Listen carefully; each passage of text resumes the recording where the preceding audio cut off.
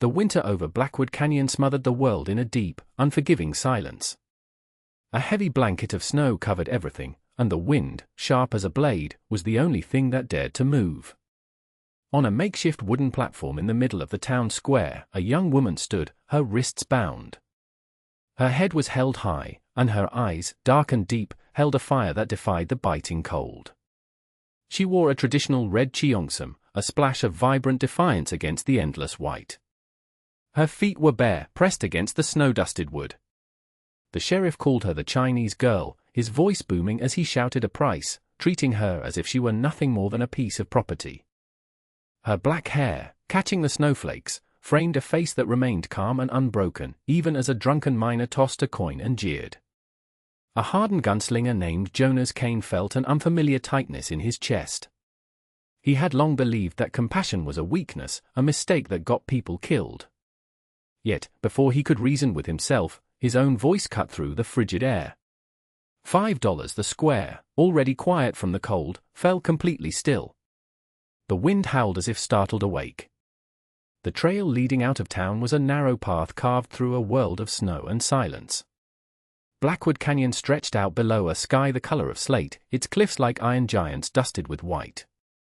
The river below was a dark ribbon, its edges frozen, murmuring quietly beneath a layer of ice. Jonas rode slowly, the reins held loosely in his gloved hand. Behind him, the woman he had bought sat straight in the saddle.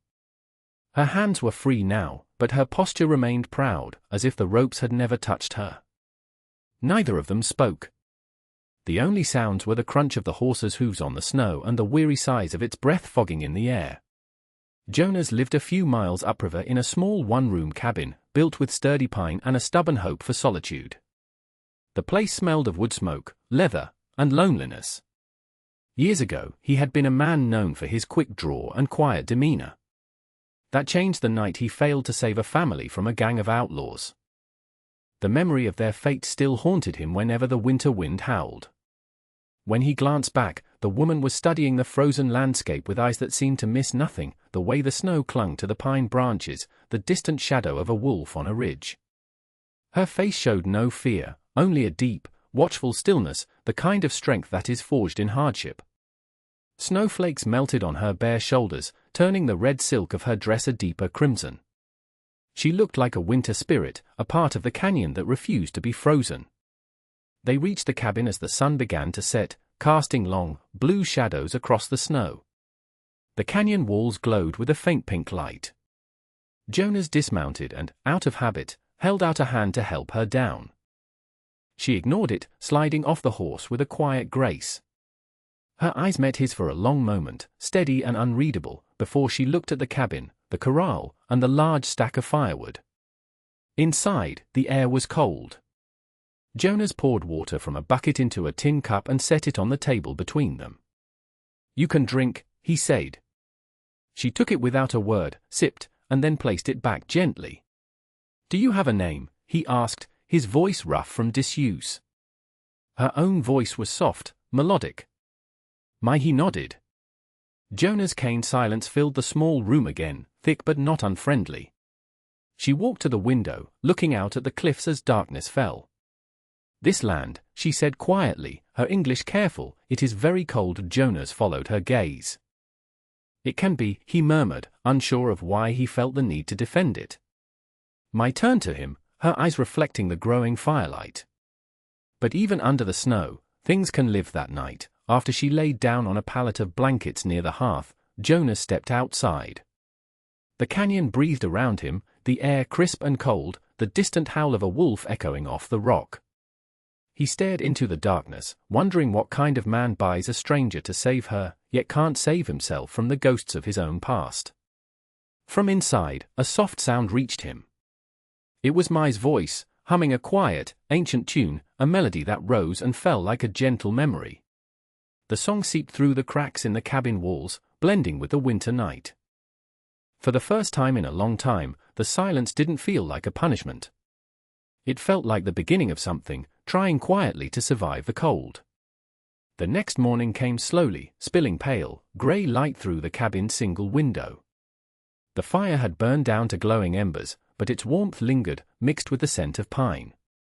Jonas came inside from the porch, stamping snow from his boots. He stopped when he saw Mai. She was already awake, kneeling by the hearth, carefully stacking fresh logs onto the embers. The bruises on her wrists were faint, thin dark rings against her skin that caught his eye before he could look away. "I didn't ask you to start work," he said gruffly. She didn't turn around. "I did not ask for permission." Her voice was even, neither challenging nor submissive. Her calm certainty, the aura of someone who had endured too much to be bothered by small things, struck him. Jonas filled the coffee pot with snow and set it on a hook over the fire. They stood in a silence as thick as the winter fog outside. He cleared his throat. "You can stay here until the spring thaw. Then you can decide where you're headed." Mai finally looked up. "And what will you ask for in return?" He frowned. "Nothing. That is what men say before they decide on the price," she replied. Her words weren't cruel, just a statement of fact that landed like a physical blow. Jonas turned away, his jaw tight. "I didn't buy you for that reason, but you still paid the price," she reminded him. He had no answer for that. The sound of the wind outside seemed to mock him. Mai rose, dusting her hands, and walked toward the door. Her steps were deliberate, and the very air in the cabin seemed to move with her. She paused on the threshold, her silhouette framed by the snowy landscape. "I know what happens when one person believes they own another," she said softly. "But you do not seem to be that kind of man." Jonas met her gaze, feeling something raw and long-buried stir beneath his stoic exterior. "Maybe I used to be," he admitted. For a long, silent moment, they just looked at each other, two souls worn down by loss, carefully measuring the distance between pity and respect. Then, Mai stepped outside into the cold morning. He followed a short time later, watching her from the porch. She was by the river's edge, breaking a thin layer of ice to wash the tin cup, the frigid water flashing around her wrists. The wind tangled her long, black hair. She seemed to belong to this place, to its harshness and its stubborn will to survive. "Where did you learn English?" he asked, his voice carried on the wind. She glanced up. "My father was a scholar. He believed words were a bridge between worlds." Jonas nodded, mostly to himself. "He was a wise man, she said quietly, "until they burned our village. He told me to run and never look back." Her voice didn't waver, but the memory hung between them like a frozen mist. Jonas said nothing. The old, familiar ache in his chest, the one that came with remembering failure, pressed down on him. As he turned to go, Mai said, "You are angry with yourself." He stopped. "You read people that easily." "I read the patterns in the snow, the direction of the wind, and the look in the eyes of a man who cannot forgive himself for what is lost." He didn't ask her how she knew. Some truths were as plain as the mountains. As the sun climbed higher, she began to hum again, a gentle tune from her distant home. The note seemed to weave through the cold air, soft yet defiant. Jonas found himself leaning against the doorframe, just listening. Later, when he offered her a plate of bacon and biscuits, she accepted with a quiet nod. Her eyes met his, no longer guarded, just watchful. That night, as the firelight danced across the cabin walls, Jonas sat cleaning his pistol while Mai mended a tear in her cheongsam with a needle and thread he had found. They didn't speak, but every flicker of the flame seemed to shrink the space between them. When she finally broke the silence, her words were almost a whisper. "The earth here is old," she said. "It remembers everything." He looked up. "What does it remember about me?" Mai's gaze was steady. "That you still have a heart. Even if you have forgotten where to find it for the first time in years." A faint, uncertain, but real smile touched Jonas Kane's lips. Outside, the wind howled, carrying the promise of more snow through the dark canyon. The days in Blackwood Canyon settled into a quiet rhythm, marked by the rising and setting of the winter sun. The river remained partially frozen, and the wind piled snow in deep drifts against the cabin. Every morning, Mai rose before Jonas. She would sweep the floor, stoke the fire, and feed the horse without a word. When Jonas tried to help, she would simply glance at him and say, "I know the way of work." When she did, her movements were graceful and efficient, never hurried. At first, Jonas was unsettled by her quiet competence. It wasn't the silence of a servant, it was the steady calm of a person who refused to be broken. One afternoon, as she was using a small knife to chip ice from the water trough, he finally asked, "Do you plan on surviving this whole winter by yourself?" She looked up, her breath fogging in the air. "It is not the winter that is broken. It is the spirit that forgets how to endure it." He blinked, then let out a short, rough laugh that startled them both. "You talk like a philosopher." "No," she said simply. "I talk like my father." After that, the silence between them began to change. It was no longer a cold, empty space but a comfortable quiet. They started sharing small words about the weather, the tracks in the snow, and the stubbornness of his horse. One morning, while splitting firewood, the axe slipped on an icy log. The blade sliced deep into his palm, and blood bloomed, a shocking red against the white snow. Mai came running from the porch, her expression unreadable. Without a word, she tore a strip of silk from the hem of her dress and pressed it firmly against the wound. Then she knelt in the snow, digging until she uncovered a small, gnarled root she had found earlier. "Ginseng," she murmured. "It quiets the pain." He watched as she cleaned the wound and bound it with practiced care, her fingers surprisingly warm against his cold skin. "Where'd you learn all that?" he asked, his voice low. "From my grandmother," she replied. "She said the earth provides its own healing, if you know where to look." Her touch lingered for a moment longer than necessary. Then she looked up at him. "You hold on to your pain too tightly," she said softly. "As if it is the only thing left to remind you that you are still alive." Jonas tried to form a reply, but the truth of her words was lodged deep in his throat, where words had long since frozen. That evening, they sat on the porch, wrapped in thick blankets, as the canyon was bathed in the pale purple light of dusk. Mai began humming the same quiet tune she often did, the one her mother had sung to calm the storms of childhood. As if in answer, the wind died down, and a gentle snow began to fall. "Hasn't stopped snowing for a month," Jonas said quietly. Mai smiled faintly. "Perhaps the sky is trying to cover the world in a clean blanket." The next day, the gentle snow turned into a blizzard, with winds that howled like a hungry wolf. By dusk, the world outside was a swirling vortex of white. Jonas stood in the doorway, watching Mai step out into the open, her face tilted up as the snow touched her skin. She laughed, a sound so clear and bright it seemed to cut through the roar of the wind, startling his heart awake. He stepped down from the porch, letting the snow soak through his coat. "Guess you got your wish," he said over the wind. "I did not call it," she replied, her voice full of life.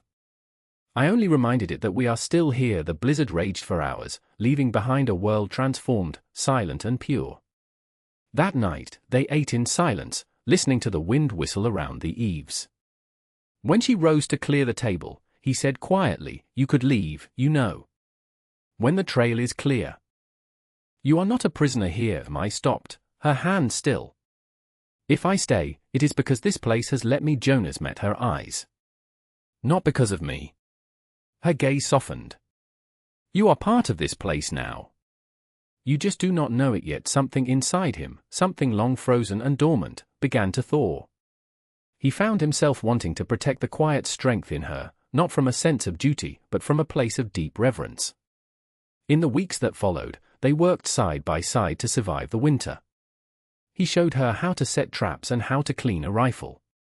She taught him which plants could be found under the snow for medicine and how to read the clouds to predict the weather. One evening, as they were reinforcing the cabin wall against the wind, their hands brushed. The contact was brief, but a warmth spread through him that had nothing to do with the fire. When she drew back, there was a quiet smile on her lips, not shy or bold, just knowing. "Do you ever miss people?" he asked suddenly. Mai looked toward the snow-covered ridge. "People can be forgotten. The land always remembers." He thought about that long after she had gone inside. Later that night, as a distant rumble of an avalanche echoed through the canyon, Jonas lay awake, listening to her steady breathing through the thin wall. He realized then that for the first time in years, he no longer dreaded the coming of the dawn. It was late afternoon when the riders appeared, 3 dark figures against the blinding white snow. They were dust-caked and cruel-eyed, with the kind of arrogance that came from believing they were above the law. Their horses kicked up plumes of snow as they rode into the yard. Jonas recognized the flash of a silver badge and the crooked grin of the man in front, Bartholomew's Bart Crow. He'd seen him before, working for the railroad, rounding up runaway Chinese laborers. "Well, I'll be," Crow drawled, swinging down from his horse. "Didn't think I'd find you playing house with company property." Jonas stepped off the porch, his hand resting near his pistol. The cold air between them felt heavy, dangerous. "What do you want, Crow?" The man spat a brown stream of tobacco juice onto the clean snow. "The railroad says that girl you bought is still their property. We've come to collect what's ours." Behind Jonas, the cabin door creaked open. Mai stepped out, her red dress a stark flame against the snow, a faint smear of flour on her cheek. She looked at the men the way a mountain looks at a storm, steady, ancient, and unyielding. "I do not belong to any of you," she said, her voice clear and strong. Crow smirked. "You hear that, boys? The little doll has a tongue." The other men laughed, a low, mean sound that grated on the winter silence. Jonas felt something inside him snap. He didn't remember drawing his pistol, only the familiar, solid weight of it in his hands, the barrel leveled squarely at Crow's chest. "Get off my land," he said, his voice like stones grinding together. Crow's grin faltered. "You wouldn't shoot a man over this." Jonas's voice dropped lower, colder than the wind. "Try me." For a long, dangerous moment, the canyon held its breath. Then, Jonas fired a single shot straight into the air. The echo crashed through the rocks like a crack of thunder. The horses shied, and the men cursed, scrambling to control them. "You'll regret this, Kane." Crow spat as he swung back into his saddle. "Ain't no man can hide from the railroad." "Maybe," Jonas said calmly. "But I'm not hiding." They rode off, their dark shapes swallowed by the falling snow. When silence returned, Jonas turned to Mai. She hadn't flinched, but he could see her hands were trembling slightly, hidden in the folds of her dress. "You have just made enemies that you cannot outrun," she said quietly. "I've been outrunning myself for years," he replied, his voice rough. They can get in line. That night, another storm rolled in from the north, a true blizzard with black clouds that blotted out the stars. The wind screamed through the canyon, tearing at the cabin. Jonas went out to secure the corral gate, the wind and snow blinding him. Mai called from the porch, "Leave it. It is not safe." He shouted something back, but the wind snatched the words away. A powerful gust slammed into him, knocking him off balance. His boot slipped on a patch of ice, and he went down hard, his head striking the frozen water trough. The world exploded in pain, then faded into a roaring darkness. Through the noise, he heard her cry his name. "Jonas!" She was running through the storm, her red dress whipping around her, her bare feet sinking into the deep snow. She grabbed his arm just as he started to lose consciousness, her grip surprisingly strong. A flash of lightning from the storm's distant edge lit her face, fierce, terrified, and intensely alive. With all her strength, she pulled him free from the snowdrift, dragging him up the slope toward the cabin. By the time they reached the porch, he was barely conscious, a dark streak of blood matting his hair. Mai laid him on the floor, her hands moving with practiced urgency. She tore open a pouch of dried herbs, crushing them and pressing the paste against the wound. Her voice shook as she spoke in her native tongue, then steadied into a song, the same melody he had heard before, but now it carried the weight of a desperate prayer. When Jonas stirred, the storm had quieted to a whisper. He opened his eyes to see her kneeling beside him, her hair soaked, her hands trembling with exhaustion. "You shouldn't have," he began. She silenced him with a look. "You saved me with silver," she whispered. "I save you with my breath. Now, we are even." He managed a weak smile. "Is that how it works?" Her expression softened. "It is how life finds its balance." Lightning flashed again, far away now. Mai sat back, closing her eyes. "When I was a child," she murmured, "my grandmother said that blizzards are the earth's way of washing away old tracks, so everything can start new." She looked at him. "Maybe it washed yours away tonight." Jonas watched her, the gentle curve of her shoulders, the quiet rise and fall of her breath. Something deep inside him finally let go, not with a crash of pain, but with a quiet sense of peace. Outside, the wind still blew, but its voice was softer now. The cabin smelled of wet pine and medicinal herbs. He wanted to thank her, but the words felt too small, too clumsy. Instead, he reached out, his hand covering hers. For a moment, neither of them moved. Then she whispered, "Sleep, Jonas Kane." The land still needs you. As he drifted into dreams, he thought he heard the canyon singing, a low, rhythmic sound, as if it had joined her song. The next morning broke clear and sharp, as if the night's fury had been a fever that had finally broken. Mist rose from the frozen river, softening the hard edges of the cliffs into a tender gray. Inside the cabin, Jonas woke to the smell of wood smoke and hot tea. Mai was crouched by the hearth, stirring something in a small pot. Her hair was still damp, falling in dark waves against her shoulders. When she heard him move, she turned, her eyes filled with a mixture of relief and fatigue. "You should rest," she said. "I've been resting long enough," Jonas murmured, trying to sit up. A sharp pain in his ribs made him groan. Mai was instantly at his side, steadying him. "You almost froze." He managed a crooked smile. Would have made for a sorry story. She didn't laugh. "Do not make light of death. It listens when you do." They said nothing more for a while. She handed him a bowl of warm, savory broth, and he ate in silence, tasting salt, herbs, and something faintly sweet that warmed him from the inside out. When he was done, she took the bowl and stepped outside. Through the open door, he watched her kneel by a small patch of earth near the porch that the wind had swept clear of snow. She opened a small silk pouch, pulling out a few dark, gnarled seeds and pressing them gently into the frozen soil. He rose slowly and walked out to stand behind her. "What are you doing?" "These are ginseng seeds from my home," she said. "My grandmother said that if they can grow, life can find a way anywhere." Jonas looked at the dark, frozen soil. "You think anything can grow here?" Mai brushed the dirt from her fingers and looked up at him. "You are still here. You bled on this ground. That is how the earth remembers who belongs to it." He stood there, the weight of her words settling deep inside him. The canyon was still a harsh, unforgiving place, but for the first time, he believed her, that the world could choose to remember kindness instead of just pain. Over the following days, he healed. The wound on his head scabbed over, and his strength returned. Mai moved through the days with a quiet assurance, repairing what the blizzard had damaged. A broken fence post, a scattered woodpile, a washed-out section of the trail.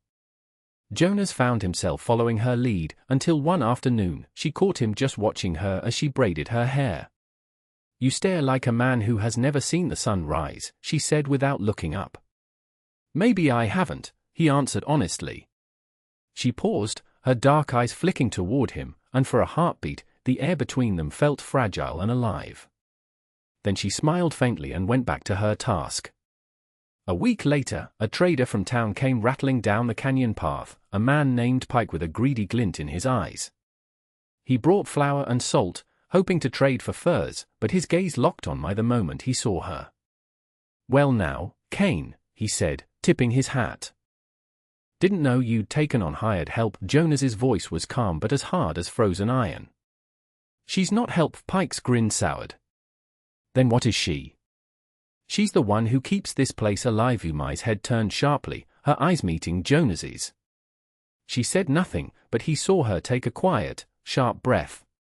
Pike muttered something under his breath, made a quick trade, and left. When the wagon had disappeared, Mai finally spoke. "You did not need to say that." "Yes," Jonas replied simply. "I did." She studied him for a long moment, a comfortable silence stretching between them. Then she reached into a small bag and pulled out a small, intricately knotted bracelet made of red string. "My people give this to those who protect the family," she said, "to remind them of the bonds that keep us strong." Jonas took it gently. "You trust me with this?" Her eyes softened. "I trust the man I see." He hesitated, his voice rough with emotion. "And what do you see?" Mai smiled, a slow, knowing, and beautiful smile. A man who learned to stand his ground when the world told him to run. He couldn't find the words to answer, so he just nodded, slipping the red bracelet around his wrist. The thread was simple, but the gesture felt more binding than any law. That evening, they sat on the porch together, watching the sun dip behind the snow-covered ridge. The patch of earth where Mai had planted her seeds was covered in a fresh layer of snow. Mai leaned forward. "Do you hear that?" she asked. "The wind." "No," she said softly. "The quiet."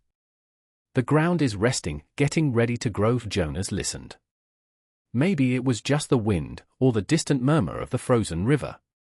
But for the first time since he'd come to this canyon, he thought he could hear it too, a slow, patient heartbeat under the soil. He looked at her, at the woman who had walked into his life out of a snowstorm and turned his frozen world into a home. "You've changed this place," he said quietly. Mai turned toward him, her face lit by the fading sun. "No," she whispered. "I only reminded it that it was still alive." Autumn crept into the canyon softly, turning the aspens on the high ridges a brilliant gold and cooling the nights enough for an extra blanket. The ginseng Mai had planted had pushed through the soil, their green leaves a testament to a quiet triumph.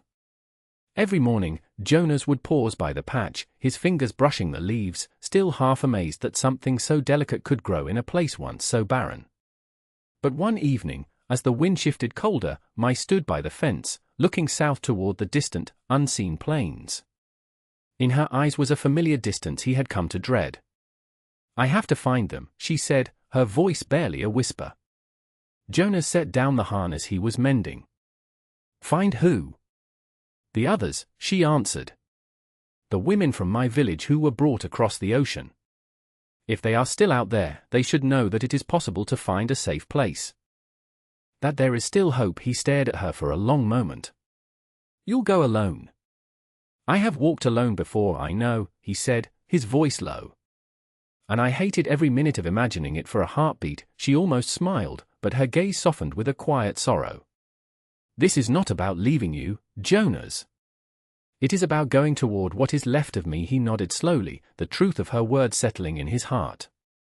"Then I'll take you." They rode south at dawn, through land that shimmered with the last warmth of summer. The journey was silent but not heavy. The silence between them had learned to carry more meaning than words ever could. After 2 days, they reached a dusty settlement near the railroad line, a makeshift camp of tents and lean-tos.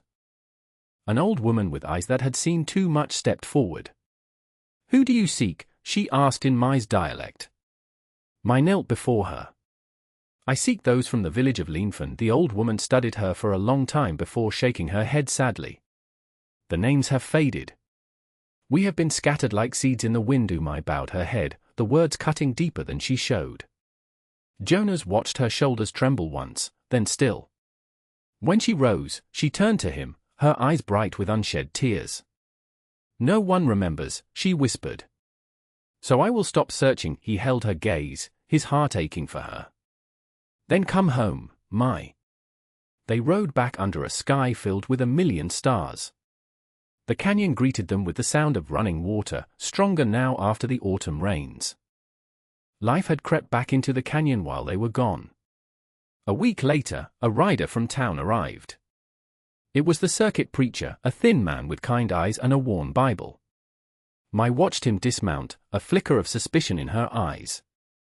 "You called a preacher," she stated. Jonas scratched the back of his neck, feeling suddenly awkward. "Didn't figure we needed a crowd. Just a word." To make it right, the preacher smiled gently. "Marriage is not about ownership, miss. It's a promise between two souls to guard each other's freedom." Mai looked at Jonas, and something bright and wondrous trembled behind her calm expression. "Freedom," she repeated softly. "That is all I ever wanted, and it's what I promise you," he said, his voice thick with emotion. The ceremony was simple, with only the wind, the river, and a single flickering candle as their witnesses. When the preacher spoke the final blessing, Mai reached for Jonas's hands. His were scarred and calloused from a hard life, hers were gentle but strong. They fit together as if they had been shaped by the land itself to match. After the preacher left, they remained on the porch, watching dusk settle over their home. The air smelled of wood smoke and damp earth. Mai knelt beside her ginseng patch, pressing the last few seeds from her grandmother's pouch into the soil. Jonas crouched beside her, covering them gently with his hands. When they stood, she began to hum again, the same soft, hopeful tune that had once pulled him back from the darkness. It drifted over the water, soft as a breath. The canyon answered with its own murmur, wind against stone, water against rock. For the first time, Jonas heard no loneliness in it. He heard only life. He turned to her, his voice quiet. "So this is what forgiveness sounds like." Mai smiled, her eyes shining in the twilight. "No," she said. "This is what home sounds like." The story of Jonas and Mai teaches us a profound lesson about the nature of love and strength. It shows that true kindness is not a weakness, but a courageous act that can heal the deepest wounds. Jonas, a man hardened by his past, finds redemption not through violence, but through a simple act of compassion. Mai, in turn, shows that resilience is not about hardening one's heart, but about nurturing life and hope even in the most barren of landscapes. Their story reminds us that family is not always born of blood, but is forged in shared hardship, mutual respect, and the quiet promise to protect one another. Ultimately, Jonas and Mai demonstrate that love is the most powerful force for transformation, capable of turning a desolate canyon into a sanctuary and two broken souls into a home. What do you think of Jonas's decision at the beginning of the story? Let us know your thoughts in the comments below. If you believe in the power of kindness and stories of redemption, please subscribe for more tales from the heart of the West. Thank you for watching.